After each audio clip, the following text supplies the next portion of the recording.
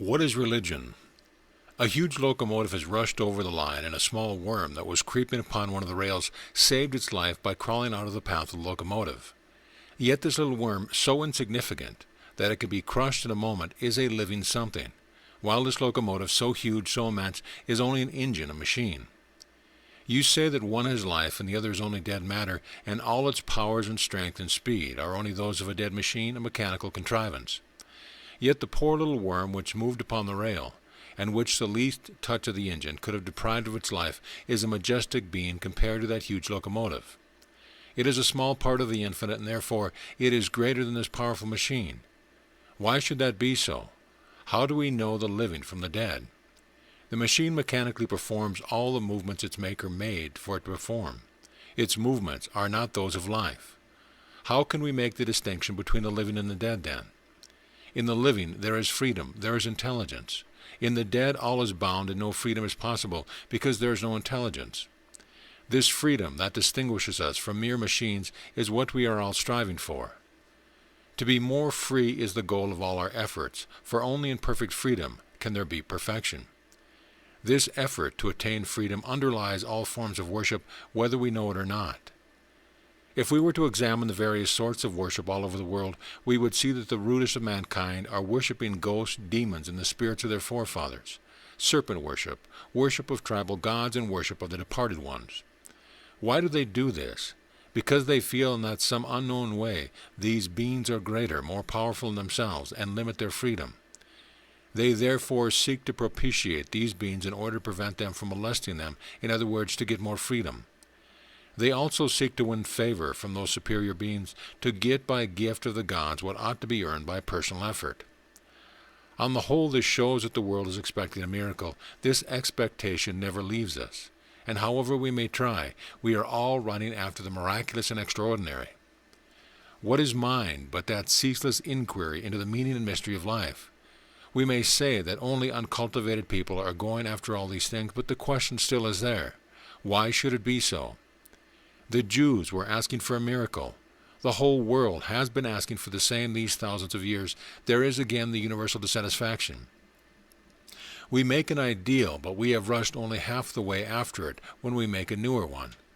We struggle hard to attain to some goal and then discover we do not want it. This dissatisfaction we are having time after time, and what is there in the mind, if there is to only be dissatisfaction? What is the meaning of this universal dissatisfaction? It is because freedom is every man's goal. He seeks it ever. His whole life is a struggle after it. The child rebels against law as soon as it is born. Its first utterance is a cry, a protest against the bondage in which it finds itself. This longing for freedom produces the idea of a being who is absolutely free. The concept of God is a fundamental element in the human constitution. In the Vedanta, Sat Chit Ananda, existence, knowledge, bliss, is the highest concept of God possible to the mind. It is the essence of knowledge, and is by its nature the essence of bliss. We have been stifling that inner voice long enough, seeking to follow law and quiet the human nature. But there is that human instinct to rebel against nature's law. We may not understand what the meaning is, but there is that unconscious struggle of the human with the spiritual, of the lower with the higher mind, and the struggle attempts to preserve one separate life, what we call our individuality. Even hell stands out to this miraculous fact that we are born rebels, and the first fact of life, the inrushing of life itself. Against this we rebel and cry out, "No law for us." As long as we obey the laws, we are like machines, and on goes the universe, and we cannot break it. Laws as laws becomes man's nature. The first inkling of life on its higher level is in seeing this struggle within us to break the bond of nature and to be free. Freedom, O freedom, freedom, O freedom, is the song of the soul. Bondage, alas, to be bound in nature, seems its fate. Why should there be serpent or ghost or demon worship in all these various creeds and forms for having miracles? Why do we say that there is life, there is being in anything? There must be a meaning in all this search, this endeavor to understand life, to explain being. It is not meaningless and vain. It is man's ceaseless endeavor to become free. The knowledge, which we now call science, has been struggling for thousands of years in its attempt to gain freedom. And people ask for freedom. Yet there is no freedom in nature. It is all law. Still the struggle goes on. Nay, the whole of nature, from the very sun to the atoms, is under law, and even for man there is no freedom. But we cannot believe it. We have been studying laws from the beginning, and yet cannot, nay, will not believe that man is under law. The soul cries ever, freedom, O freedom. With the conception of God as a perfectly free being, man cannot rest eternally in his bondage. Higher he must go, and unless the struggle were for himself, he would think it too severe. Man says to himself, I am a born slave, I am bound. Nevertheless, there is a being who is not bound by nature. He is free and master of nature. The conception of God, therefore, is as essential and as fundamental a part of mind as is the idea of bondage. Both are the outcome of the idea of freedom. There cannot be life, even in the plant, without the idea of freedom. In the plant or in the worm, life has to rise to the individual concept. It is there, unconsciously working, the plant living its life to preserve the variety, principle, form, not nature. The idea of nature controlling every step onward overrules the idea of freedom. Onward goes the idea of the material world. Onward moves the idea of freedom. Still the fight goes on. We are hearing about all the quarrels of creeds and sects, yet creeds and sects are just and proper, they must be there. The chain is lengthening, and naturally the struggle increases, but there need be no quarrels, if we only knew that we are all striving to reach the same goal.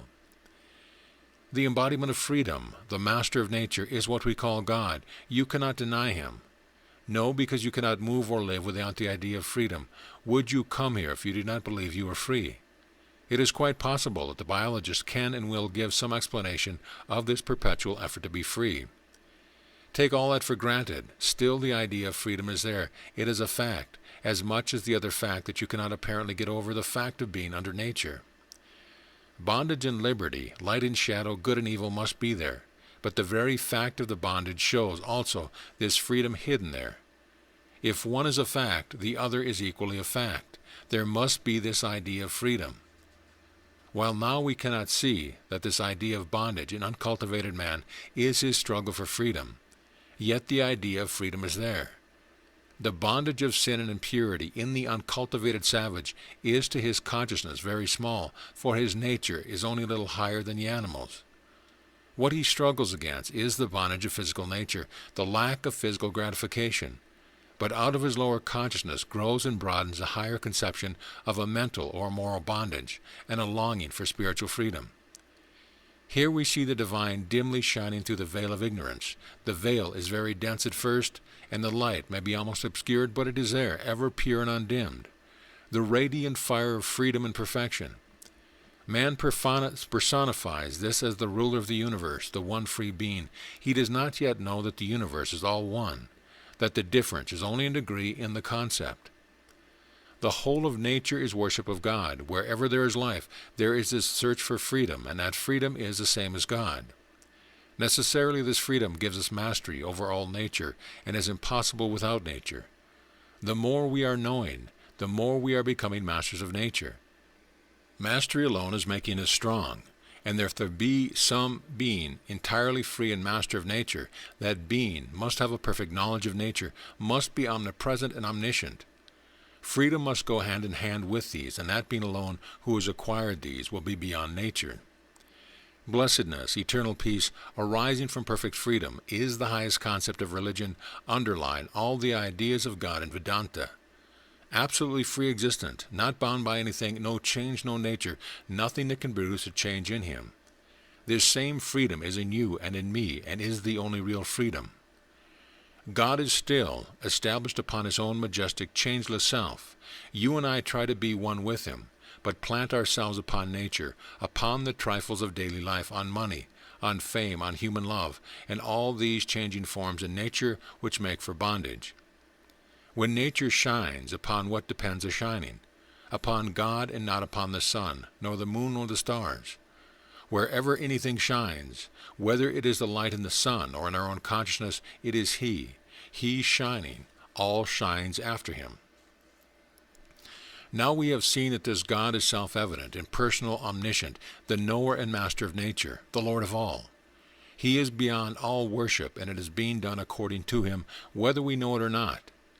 I go one step further. that at which all marvel, that which we call evil, is his worship too. This too is a part of freedom. Nay, I will be terrible even and tell you that, when you are doing evil, the impulse behind is also that freedom. It may have been misguided and misled, but it was there, and there cannot be any life or any impulse unless that freedom be behind it. Freedom breathes in the throb of the universe. Unless there is unity at the universal heart, we cannot understand variety. Such is the conception of the Lord in the Upanishads. Sometimes it rises even higher, presenting to us an ideal before which at first we stand aghast, that we are in essence one with God. He who is the coloring in the wings of the butterfly and the blossoming of the rosebud is the power that is in the plant and the butterfly. He who gives us life is the power within us. Out of his fire comes life, and the direst death is also his power. He whose shadow is death, his shadow is immortality also. Take a still higher conception. See how we are flying like hunted hares from all that is terrible and like them, hiding our heads and thinking we are safe. See how the whole world is flying from everything terrible. Once when I was in Varanasi, I was passing through a place where there was a large tank of water on one side and a high wall on the other. It was in the grounds where there were many monkeys. The monkeys of Varanasi are huge brutes, and they are sometimes surly. They now took it into their heads not to allow me to pass through their street. So they howled and shrieked and clutched at my feet as I passed. As they pressed closer, I began to run. But the faster I ran, the faster came the monkeys, and they began to bite at me. It seemed impossible to escape, but just then I met a stranger who called out to me, "Face the brutes." I turned and faced the monkeys, and they fell back and finally fled. That is a lesson for all life. Face the terrible, face it boldly. Like the monkeys, the hardship of life fall back when we cease to flee before them. If we are ever to gain freedom, it must be by conquering nature, never by running away. Cowards never win victories. We have to fight fear and troubles and ignorance if we expect them to flee before this. What is death? What are terrors? Do you not see the Lord's face in them? Fly from evil and terror and misery, and they will follow you. Face them, and they will flee. The whole world worships ease and pleasure, and very few dare to worship that which is painful. To rise above both is the idea of freedom. Unless man passes through this gate, he cannot be free. We all have to face these. We strive to worship the Lord, but the body rises between, nature rises between him and us and blinds our vision. We must learn how to worship and love him in the thunderbolt and shame and sorrow and sin. All the world has ever been preaching, the God of virtue. I preach a God of virtue and a God of sin in one. Take him if you dare. What is the one way of salvation? Then alone will come to us the truth ultimate, which comes from the idea of oneness. Then will we lost the idea that one is greater than the other. The nearer we approach the law of freedom, the more we shall come unto the Lord, and troubles will vanish. Then we shall not differentiate the door of hell from the gate of heaven, nor differentiate between men and say, "I am greater than any being in the universe." Until we see nothing in the world but the Lord himself, all these evils will beset us, and we shall make all these distinctions, because it is only in the Lord, in the Spirit, that we are all one. And until we see God everywhere, this unity will not exist in us. Two birds of beautiful plumage, inseparable companions, set upon the same tree, one on the top, one below. The beautiful bird below was eating the fruits of the tree, sweet and bitter. One moment a sweet one, and another a bitter. The moment he ate a bitter fruit, he was sorry. But after a while he ate another, and when it was too was bitter, he looked up and saw the other bird, who ate neither the sweet nor the bitter, but was calm and majestic, immersed in his own glory. And then the poor lower bird forgot, and went on eating the sweet and bitter fruits again, until at last he ate one that was extremely bitter. And then he stopped again, and once more looked up at the glorious bird above. Then he came near and near to the other bird, and when he had come near enough, rays of light shone upon him and enveloped him, and he saw he was transformed into the higher bird. He became calm, majestic, free, and found that there had been but one bird at all time on the tree. The lower bird was but the reflection of the one above. So we are in reality one with the Lord. But the reflection makes us see many, as when the one sun reflects in 1,000,000 dewdrops and seems 1,000,000 teeny suns. The reflection must vanish if we are to identify ourselves with our real nature, which is divine. The universe itself can never be the limit of our satisfaction. That is why the miser gathers more and more money. That is why the robber robs, the sinner sins. That is why you are learning philosophy. All have one purpose. There is no other purpose in life, save to reach this freedom. Consciously or unconsciously, we are all striving for perfection. Every being must attain to it. The man who is groping through sin, through mystery, through misery, the man who is choosing the path through hells will reach it, but it will take time. We cannot save him. Some hard knocks on his head will help him to turn to the Lord. The path of virtue, purity, unselfishness, spirituality becomes known at last, and what we are all doing unconsciously, we are trying to do consciously. The idea is expressed by St. Paul. The God that ye ignorantly worship, him declare I unto you. This is a lesson for the whole world to learn. What have these philosophies and theories of nature to do, if not to help us to attain to this one goal in life? Let us come to that consciousness of the identity of everything, and let man see himself in everything. Let us be no more the worshippers of creeds or sects with small limited notions of God, but see him in everything in the universe. If you are knowers of God, you will everywhere find the same worship as in your own heart. Get rid in the first place of all these limited ideas and see God in every person, working through all hands, walking through all feet, and eating through every mouth. In every being he lives, through all minds he thinks, he is self-evident, near unto us and ourselves. To know this is religion, is faith, and may it please the Lord to give us his faith. When we shall feel that oneness, we shall be immortal. We are physically immortal even, one with the universe. So long as there is one that breathes throughout the universe, I live in that one. I am not this limited little self, I am the universal. I am the life of all the sons of the past. I am the soul of Buddha, of Jesus, of Muhammad. I am the soul of the teachers, and I am all the robbers that robbed, and all the murderers that were hanged. I am the universal. Stand up then, this is the highest worship. You are one with the universe. That only is humility, not crawling upon all fours and calling yourself a sinner. That is the highest evolution, when this veil of differentiation is torn off. The highest creed is oneness. I am so and so is a limited idea, not true of the real I. I am the universal. Stand upon that and ever worship the highest through the highest form, for God is spirit, and should be worshipped in spirit and in truth. Through lower forms of worship, man's material thoughts rise to spiritual worship, and the universal infinite one is at last worshipped in and through the Spirit. That which is limited is material. The Spirit alone is infinite. God is Spirit, is infinite. Man is Spirit and therefore infinite. And the infinite alone can worship the infinite. We will worship the infinite. That is the highest spiritual worship. The grandeur of realizing these ideas, how difficult it is. I theorize, talk, philosophize, and the next moment something comes against me, and I unconsciously become angry. I forget there is anything in the universe but this little limited self. I forget to say, I am the Spirit. What is this trifle to me? I am the Spirit. I forget it is all myself playing. I forget God. I forget freedom. Sharp as the blade of a razor, long and difficult and hard to cross, is the way to freedom. The sages have declared this again and again, yet do not let these weaknesses and failures bind you. The Upanishads have declared, arise, awake, and stop not until the goal is realized. We will then certainly cross the path, sharp as it is like the razor, and long and distant and difficult though it be. Man becomes the master of gods and demons. No one is to blame for our miseries, just ourselves. Do you think there is only a dark cup of prison if a man goes to look for nectar? The nectar is these, and is for every man who strives to reach it. The Lord himself tells us, give up all these paths and struggle. Do thou take refuge in me. I will take thee to the other shore. Do not be afraid.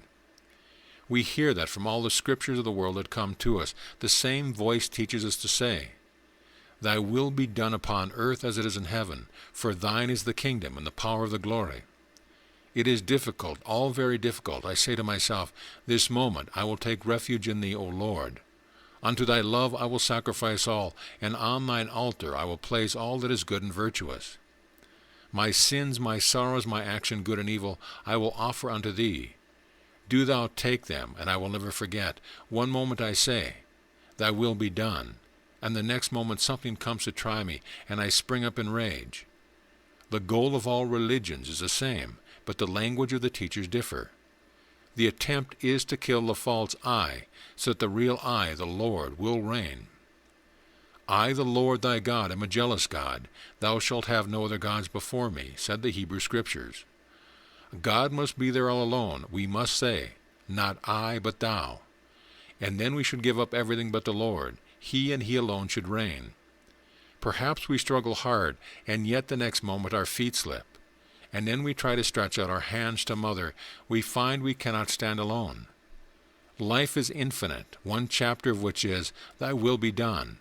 And unless we realize all the chapters, we cannot realize the whole. Thy will be done. Every moment the traitor mind rebels against it, yet it must be said again and again, if we are to conquer the lower self. We cannot serve a traitor and yet be saved.